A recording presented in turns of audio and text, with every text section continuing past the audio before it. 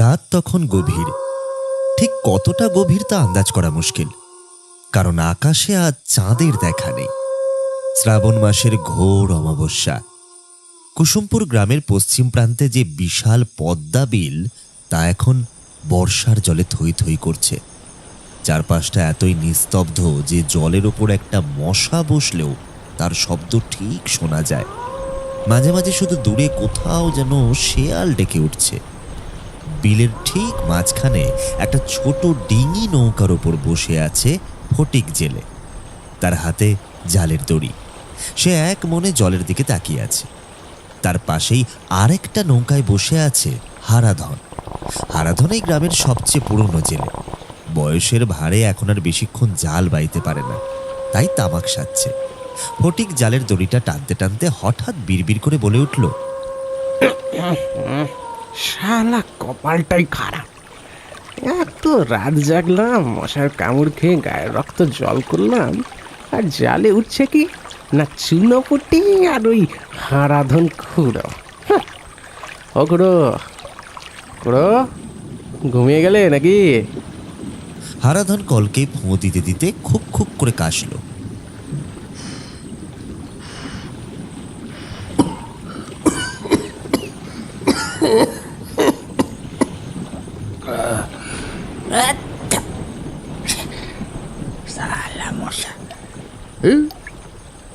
কি বললি?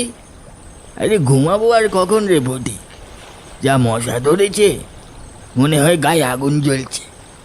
তা কি বলছিস রে, জালে ভারী কিছু ঠেকেছে নাকি? ভারী আর কই, সেই সন্ধ্যা থেকে তো বসেই আছি। দুটো ট্যাংরা আর গোটা কত পুটি ছাড়া আর তো কই কিছু জুটলো না। ভাবছি আজ আর থাকবো না, উঠে যাব। হারাধন একবার আকাশের দিকে তাকালো। মেঘ ডাকছে গুড়গুড় করে। উঠে যাওয়াই ভালো রে, আসমানটার গতিক সুবিধের লয়। দেখছিস না কেমন ঘুমোট মারি আছে? আমার পায়ের ভাতের ব্যথাটা কেমন টন টন করে উঠছে রে। তার মানে জোর জল হবে। আর আর তাছাড়া হারাধন কথাটা শেষ করতে না পেরে থেমে গেল। ফটিক জালের দড়িটা গুছাতে গুছাতে বলল, তাছাড়া আর কি করো? আবার সেই ভূতের ভয় দেখাবে তো? ওসব রেখে দাও তোমার কাছে। পেটে ভাত না জুটলে ভূতও কাছে আসে না। আমার চিন্তা হচ্ছে কালকে হাট নিয়ে। কুসুমপুরের হাটে যদি ভালো মন্দ না তুলতে পারি, তবে মহাজনের সুদটা দেবো কি করে? আর ওই ময়নার মা মাগি সকাল থেকে ঘ্যান ঘ্যান করছে, একখানা শাড়ি লাইকা। ঘরে গিয়ে ওর মুখ জামটা শুনতে হবে আবার। ঠিক এই সময় ফটিকের হাতের দড়িতে একটা জোর টান পড়ল, এতটাই জোরে যে নৌকাটা একটু তুলল। ফটিক চমকে উঠল। ওরে বাপরে বাপ, পুরো পুরো গো, এই টর্চটা মারো তো জলে। কি যেন একটা আটকেছে। বাপরে বাপ, কি জোর রে ভাই! হারাধন তাড়াতাড়ি হ্যারিকেনটা উঁচিয়ে ধরল। ও বুটিক, সামলে রে, কুমির টুমির নয় তো? হ্যাঁ, এ বিলে কিন্তু আগে ঘড়িয়াল ছিল। হ্যাঁ। ফটিক দাঁতে দাঁত চেপে দড়িটা টানতে লাগলো। তার হাতের পেশিগুলো ফুলে উঠল। না খুড়ো, কুমির লয়। কুমির হলে তো জাল ছিঁড়ে পালাতো। এই নির্ঘাত কোনো একটা বড় মাছ হবে গো, রুই কিংবা কাতলা। ওরে বাবা রে, জাল দাবাদাবি করছে গো খুড়ো। বাবা, আবার নৌকা উল্টাই দেবে গো। ও জয় মা কালী। ওই বেটা, আয়। জলের নিচ থেকে একটা বিশাল তোলপাড় শুরু হলো। জল ছিটকে এসে ফটিকের মুখে লাগলো। ফটিক সর্বশক্তি দিয়ে জালটা নৌকার খোলে আছড়ে ফেলল। একটা বিশাল রূপালী মাছ নৌকার খোলে পড়ে লাফালাফি শুরু করলো। মাছটার গায়ের আঁশগুলো হ্যারিকেনের আলোয় হীরের মতো চকচক করছে।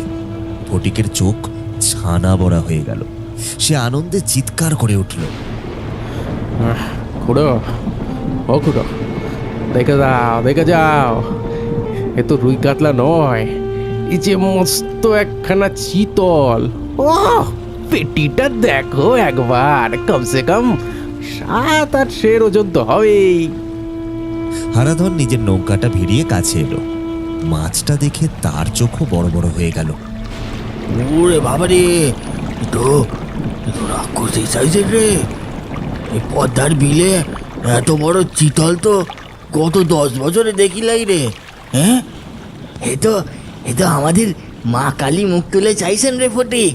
হ্যাঁ, এইটারে কাল হাটে নিয়ে গেলে বাবুরা একেবারে ধরাধরি করে লুপে নিবে। হ্যাঁ, ফটিক মাছটাকে জাপটে ধরে খালুইয়ের মধ্যে ঢোকানোর চেষ্টা করতে লাগলো। মাছটা এত বড় যে খালুইয়ের ঢাকনাটা লাগাতে বেশ কষ্ট হচ্ছে। ফটিক হাঁপাতে হাঁপাতে বলল, কাল হাটে এর দাম 5 টাকার 1 পয়সা কম নিও না। 5 টাকা, হ্যাঁ 5 টাকা, বুঝলে খুড়ো? মহাজনের সুদ মিটিয়ে হাতের টাকা থাকবে, ময়নার মায়ের জন্য লাল পেরে শাড়ি হবে, আর আমার জন্য 1 বোতল দিছি হবে। খাবে নাকি খুড়ো? হারাধন কিন্তু ফটিকের মতো অতটা খুশি হতে পারল না। সে চারপাশের অন্ধকারের দিকে তাকিয়ে বলল, এই ফটিক, আমার কথা কানে তোল। রাত কিন্তু অনেক হয়েছে, গ্রামের 12 পুজোর আর ঢাক বাজছে না, তার মানে 12টা পার হয়ে গেছে। এবার চল, এবার ফিরি। এই মাছের গন্ধে কিন্তু বিপদ হইতে পারে। ফটিক খালুইয়ের মুখটা দড়ি দিয়ে বাঁধতে বাঁধতে বলল, হ্যাঁ, বিপদ? বিপদ আবার কিসের? চোর ডাকাতে ভয় নেই আমার। হাতে মাছ কাটার এই বটি আছে, এক খোপে না মুন্ডুটা নামিয়ে দেব। ওহো, চোর ডাকাত লয় রে পাগল, এ হলো গেছো আর মেছোদের কারবার। জানিস তো, ওই চাওড়া গাছের নিচটা ভালো না। আর তুই যে মাছটা ধরেছিস ওটা বড় লোভনীয়। মেছো গন্ধে ওরা বড্ড উতলা হয় রে। খবরদার, ফেরার পথে কোনো দিকে তাকাবি না। হ্যাঁ? ফটিক বৈঠাটা হাতে তুলে নিল। ধুর খুড়ো, তুমি সেই মানধাত্তার আমলে ভয় নিয়েই পড়ে থাকলে। চলো তো, চলো চলো চলো, আমি আগে যাচ্ছি, তুমি পিছু পিছু এসো। এই দাঁড়া, একটা কথা মনে রাখিস, বিলের পাড় থেকে গ্রাম পর্যন্ত রাস্তাটা কিন্তু বড় নির্জন। বিশেষ করে ওই বাঁশ বাগানটা, যদি কেউ পেছন থেকে ডাকে বা যদি কেউ মাছ চায়, খবরদার সাড়া দিবি না, সোজা হেঁটে চলে যাবি। কানে তুলো গুঁজে দে দরকার হলে, একদম সাড়া দিবি না, মনে থাকে যেন। ফটিক নৌকা বাইতে বাইতে হাসল। আচ্ছা বাবা, আচ্ছা, তাই হবে। তুমি সাবধানে থাকো, আমি চললাম। ফটিকের নৌকা অন্ধকারের মধ্য দিয়ে তীরের দিকে এগিয়ে চলল, কিন্তু সে খেয়াল করল না জলের নিচে নৌকার পেছনে পেছনে একটা কালো ছায়া সাঁতরে আসছে নিঃশব্দে। ফটিক ডাঙায় উঠল, নৌকাটা একটা খুঁটির সাথে বেঁধে কাঁধে মাছের খালুইটা তুলে নিল। বেশ ভারী। চিতল মাছটা মাঝে মাঝে লেজ ঝাপটাচ্ছে। গ্রামের রাস্তাটা কাঁচা, গত 2 দিনের বৃষ্টিতে কাদা হয়ে আছে। দুপাশে ঘন জঙ্গল, বুনো ঝোপঝাড় আর প্রাচীন সব গাছ। ঝিঝি পোকার ডাক কানে একেবারে তালা লাগিয়ে দিচ্ছে। ফটিকের হাতে একটা হ্যারিকেন ছিল, কিন্তু তেলের অভাবে সেটা দপদপ করছে। আলোটা এতই কম যে নিজের পাই ঠিক মতো দেখা যাচ্ছে না। ফটিক কাদা বাঁচিয়ে হাঁটতে হাঁটতে নিজের মনেই বকবক করতে লাগলো। একাকিত্ব কাটানোর জন্য এটা তার পুরনো অভ্যেস। উহ, কি কাদা রে বাবা, পা যেন একেবারে গেঁথে যাচ্ছে। শালা, এই কাদা মেঘে ঘরে ঢুকলে ময়নার মা আবার চেঁচামেচি করবে। মাগি বলবে, সারা ঘর নোংরা করে দিলি মিনসে। আরে মাগি, কাদা না মাখলে কি পেটে ভাত জুটবে? এই যে পেটি ভর্তি মাছ আনলাম, তখন তো দাঁত কেলাবে, বলবে ও মা গো, ওগো তুমি কি তেল মাখিয়ে দিই তোমাকে? একটু তেল মেখে দিই। ফটিক হাসল। মাছের কথা ভাবলেই তার ক্লান্তি দূর হয়ে যাচ্ছে। রাস্তাটা এবার বাঁক নিল। সামনেই সেই কুখ্যাত বামুনদের বাঁশ বাগান।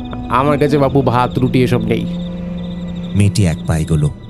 তার চলাফেরাটা বড় অদ্ভুত, যেন হাওয়ায় ভেসে এলো। গ্রামে যাব না, আমার খাবার তো তোমার কাছেই আছে গো মাছওয়ালা।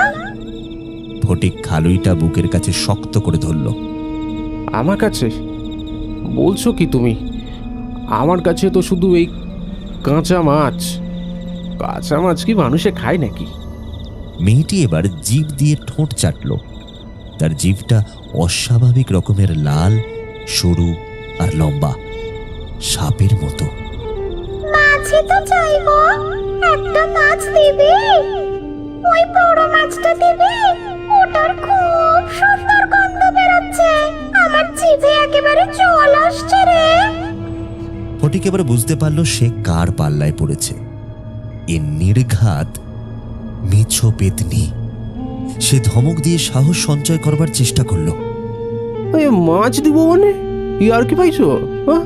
সারা রাত জেগে মশার কামড় খেয়ে মাছ ধরলাম আর তোমাকে দিয়ে দেবো? জানো মাছের কত দাম? হ্যাঁ, হাঁটো হাঁটো হাঁটো হাঁটো হাঁটো এখান থেকে হাঁটো। রাস্তা ছাড়ো, নইলে ভালো হবে না কিন্তু। এই বঁটি আছে আমার কাছে।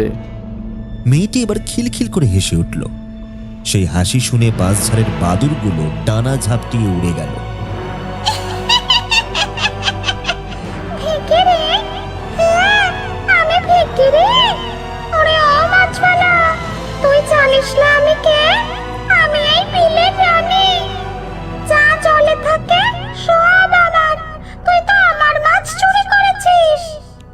চুরি আবার কি? হ্যাঁ, চুরি আবার কি? আমি জেলে, মাছ ধরাই হলো আমার কাজ। সরো সরো সরো সরো বলছি, সরো এখান থেকে। মেয়েটি হঠাৎ তার হাতটা লম্বা করতে শুরু করলো।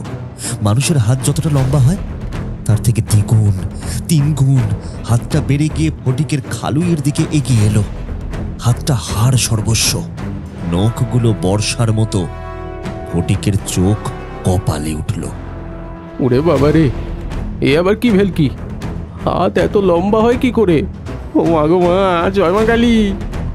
মাছটা দে, নইলে আমি তোকে খাবো। তোর তাজা কলিজাটা খাবো। দে মাছটা। মেয়েটি খোনা গলায় গর্জন করে উঠল। ফটিক আর এক মুহূর্ত দাঁড়ালো না। সে এক দৌড় লাগালো। ওরে বাবা রে, যে পেতনি! বাঁচাও গো, কে কোথায় আছো? বাঁচাও বাঁচাও!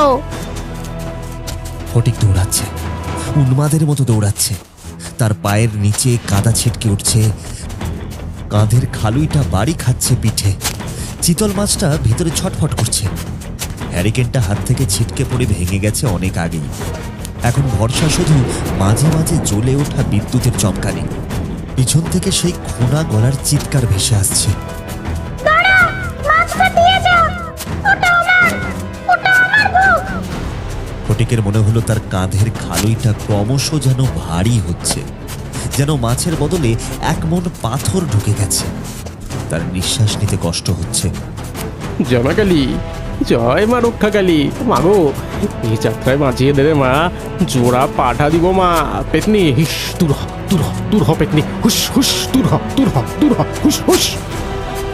ফটিক বিড়বিড় করে মন্ত্র পড়তে লাগলো। হঠাৎ তার মনে হলো বাঁশ ঝাড়ের ওপর দিয়ে কিছু একটা উড়ে আসছে, গাছ থেকে গাছে, বানরের মতো। তার ঠিক সামনের রাস্তায় একটা মোটা বাঁশ ঝাড় নুয়ে পড়ল। রাস্তা বন্ধ। ফটিক থমকে গেল। সে পিছলে পড়ে যাচ্ছিল, কোনো রকমে সামলালো। সেই ছায়াটা আবার সামনে এসে দাঁড়ালো। এবার তার রূপ আরো ভয়ঙ্কর। চুলগুলো খাড়া হয়ে গেছে, চোখ দুটো আগুনের ভাঁটার মতো জ্বলছে, দাঁতগুলো মূলোর মতো বড় বড় আর সুচালো।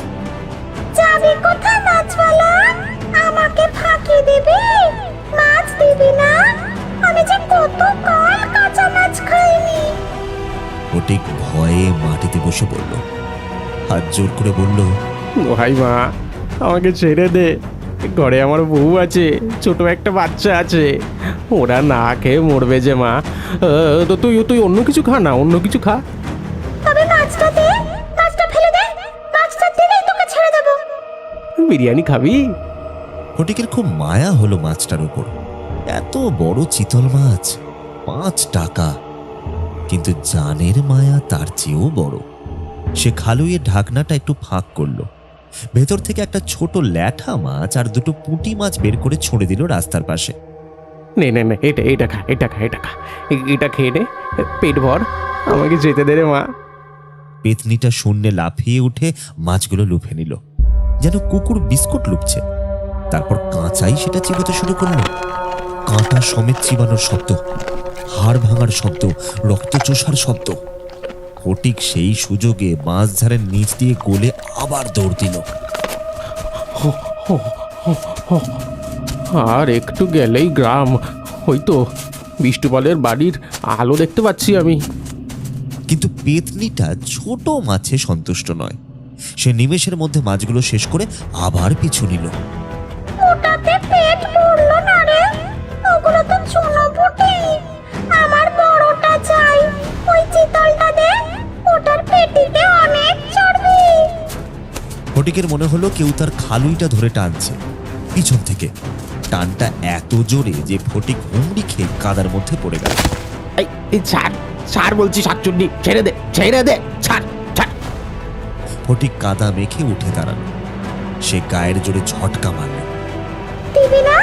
তবে দেখ। ফটিক অনুভব করলো তার ঘাড়ের কাছে একটা বরফের মতো ঠান্ডা নিঃশ্বাস, আর পচা মাছের গন্ধে তার দম বন্ধ হয়ে আসছে। পেতনিটা তার কাঁধে চড়ে বসেছে মনে হয়। সে দেখলো গ্রামের সীমানা, হয়তো তার ঘর। তার ঘরের দরজার নিচ দিয়ে আলো আসছে। সে গলার সব জোর দিয়ে চেঁচিয়ে উঠল, ময়না, ও ময়না, ময়না রে, ওরে দৌড় খোল রে, জলদি খোল। ওরে বাবারে, মরে গেলাম রে, বাঘে ধরেছে। বাঘ না, ভূত। দরজা খোল রে ময়না, দরজা খোল। পেতনিটা গ্রামের সীমানায় এসে থমকে গেল। গ্রামের ভেতরে তুলসী মঞ্চের গৃহদেবতা থাকে, তাই ওরা চট করে ঢুকতে পারে না। গ্রামের রাস্তার আলো আর কুকুরের ডাক শুনে পেতনিটা থমকে গেল। পেতনিটা বিকট চিৎকার করে বলল, আজ বেঁচে গেলি মাছওয়ালা, গ্রামের সীমানায় এসে গেছিস তাই রক্ষা। কিন্তু মনে রাখিস, তোর মাছ আমি খাবো, ওটা আমার ভোগ, ওটা তুই ঘরে নিয়ে কিছুতেই যেতে পারবি না। ফটিক একেবারে হুমড়ি খেয়ে পড়ল নিজের দাওয়ায়। তার সারা গা কাদা রক্তে মাখামাখি। কাঁধের খালুইটা এখনো শক্ত করে ধরা। ও ময়না রে, ও ময়না, দৌড় খোল শিগগির। আরে বাবা রে, আরে দৌড় খোল রে, কই রে বাবা, খোল। ওরে বাবা, পায়ে লাগে। ভেতর থেকে ময়নার ঘুম জড়ানো গলার আওয়াজ এলো। কে গা, এত রাতে চেঁচাও কেন? চোর এলো নাকি? ওরে বাবা, আমি রে, আমি ফটিক। শিগগিরই দৌড়টা খোল। ও রাক্ষস আসছে, রাক্ষস খেয়ে ফেলবে আমাকে। দেরি করিস না রে ময়না, দরজা খোল। দরজা খোলার শব্দ হলো। লণ্ঠন হাতে ময়না বেরিয়ে এলো। ফটিককে দেখেই সে শিউরে উঠল। ও মা গো, তোমার কি হাল গো? হ্যাঁ, এই এমন হাঁপাচ্ছ কেন? আর কাদাই বা মাখছো কেন সারা গায়ে? রক্ত বেরোচ্ছে যে।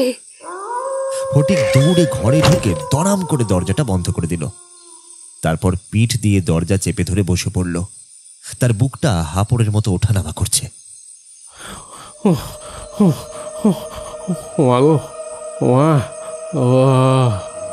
আজ সাক্ষাৎ জমের হাত থেকে ফিরে এলাম। জল দে তো, এক ঘুটি জল দে, গলাটা জ্বলে যাচ্ছে বাবারে বাবা। ময়না কলসি থেকে জল গড়িয়ে দিল। ফটিকের কাঁপা কাঁপা হাতে গ্লাসটা ধরিয়ে দিয়ে বলল, কি হয়েছে বলবা তো? হ্যাঁ, সাপ খুব দেখেছো নাকি ডাকাত? ফটিক এক নিঃশ্বাসে জলটা খেয়ে বলল,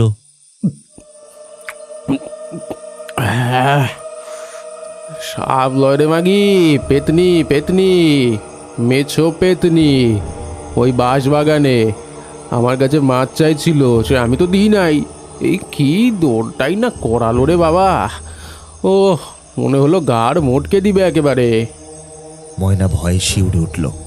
আঁচল দিয়ে মুখ ঢেকে বলল, ও মা গো, আমি তো আগেই বলেছিলাম তোমাকে রাত বিরেতে যেও নেকো। খরাদন কুড়ো তো বারণ করেছিল। ওটা নিশ্চয়ই ওই শেওড়া গাছের শাকচুন্নিটা। তা ওরে মাছ দিছ নাকি? হ্যাঁ, মাছ না দিলে তো ছাড়ে না ওরা। ফটিক গর্বের সাথে কিন্তু ভয়ে কাঁপতে কাঁপতে খালুইটা দেখালো। দিব কেন? আমি হলাম গিয়ে ফটিক জেলে, আমার ঠকানো কি অতই সোজা? দুটো ছোট ছোট পুঁটি মাছ দিয়া ভুইলা দিছি। এই দেখ, আসল মাল একদম ঠিক আছে। 5 টাকার চিতল মাছ বুকের মধ্যে আগলে এনেছি। ময়না লণ্ঠনটা নিয়ে কাছে এলো, তার চোখে মুখেও কৌতূহল।